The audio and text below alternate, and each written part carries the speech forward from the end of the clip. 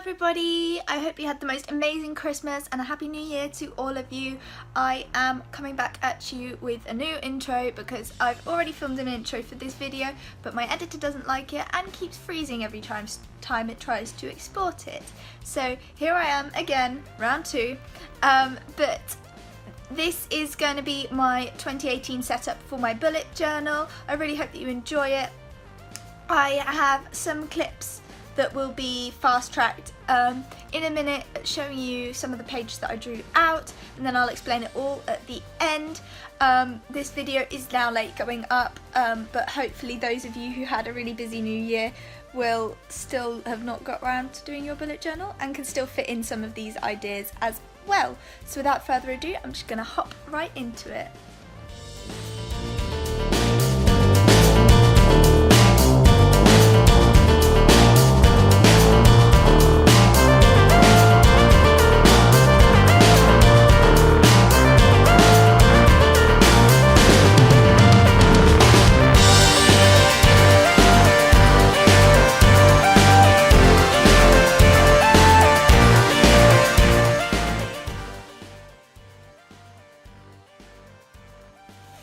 So all I really wanted to show you guys is the new stuff that I've done. So these pages you wouldn't have seen before, but I just wanted to start off the new year with this light bulb sort of motif for January 2018. It's got like the highlight around it to make it pop a bit more.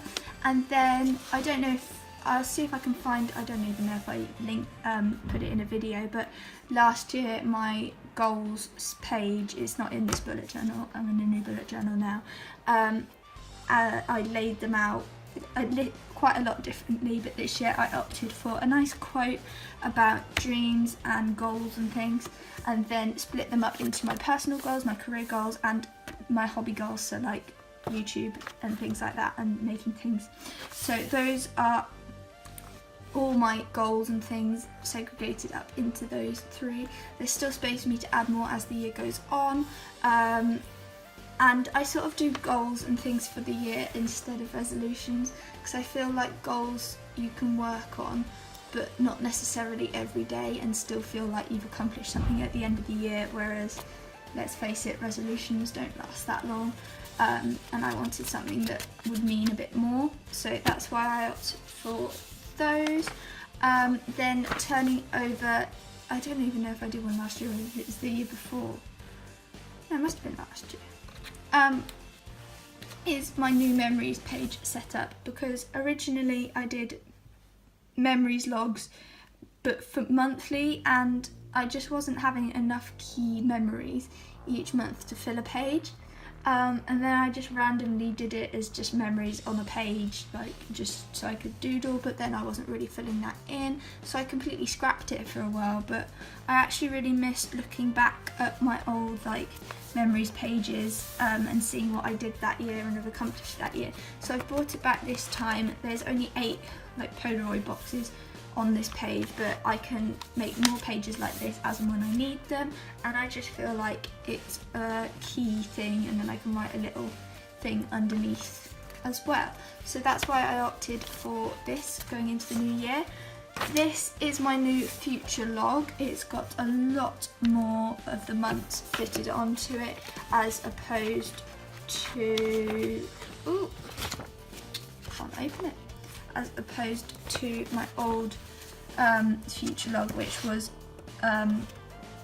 like 4 months at a time, so 3 of these pages I'd have a year, which is good. But as you can see, there's, even if I've got a really busy month, there's a lot of wasted space at the end of each of these, so I opted for boxes and the months corresponding to them. Then as and when I have things that book up, I can highlight the date on the month and write the date there and write what's on like on that day in that month.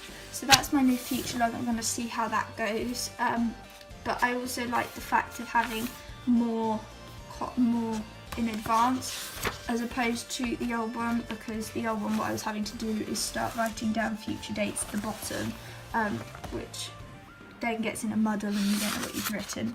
My next page is my new monthly.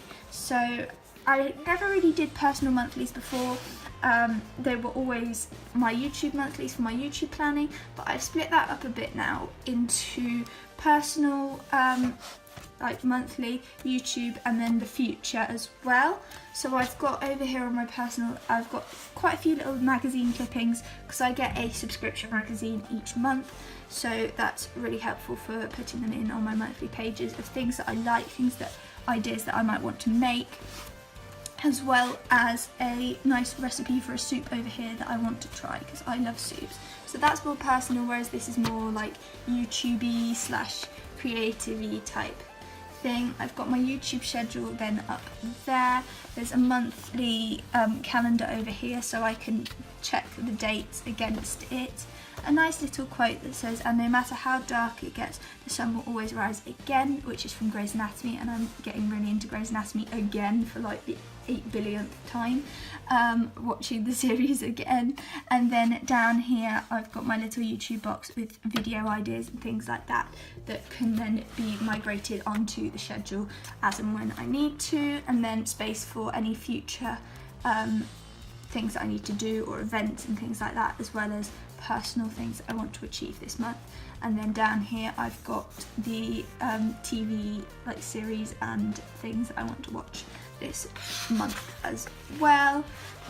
Then moving on over, this is what my new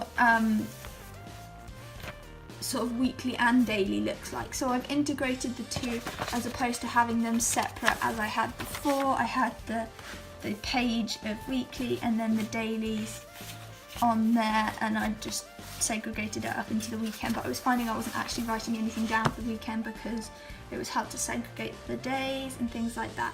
So this time I've done it a little bit differently. I've got the week overview there, which has like any things that are happening that week, and then a next week down here if I need to write anything that needs to be done next week, or any deadlines or anything. Then I've got my dailies Monday to Thursday there, Friday to Sunday on this side, a calendar at the top with the week highlighted that we are on, a to-do list there, and then my meal planning here. If you've seen my living room home tour thing, you'll know I've got clipboards up on the wall with like what we're having, what we eat each day, but I find it really helpful to also plan in here, not just the meals in terms of dinner, which is what goes up on the wall, but also what I'm going to have at lunch as well, to use up the leftovers and make the best use of what we've got. So that is what my bullet journal looks like going into 2018. I can't believe I'm actually saying that. I'm obviously going to trial it and see what works for me, see if this new setup and new layout does work, but I just felt I needed and wanted a change from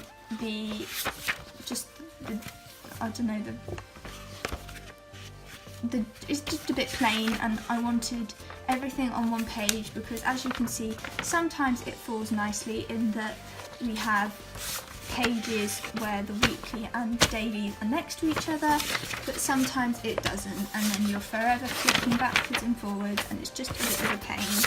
Whereas if it's like, if it's like that, then it's always going to be flat, hopefully, is the plan. So I will check back in with you guys maybe in a month or two's time and see how that's going. But I wish you all the best of luck going into 2018 and hope you are accomplishing your dreams and getting your goals as you want them. So yeah, I will please subscribe to my channel and I will see you all in my next video. Bye guys.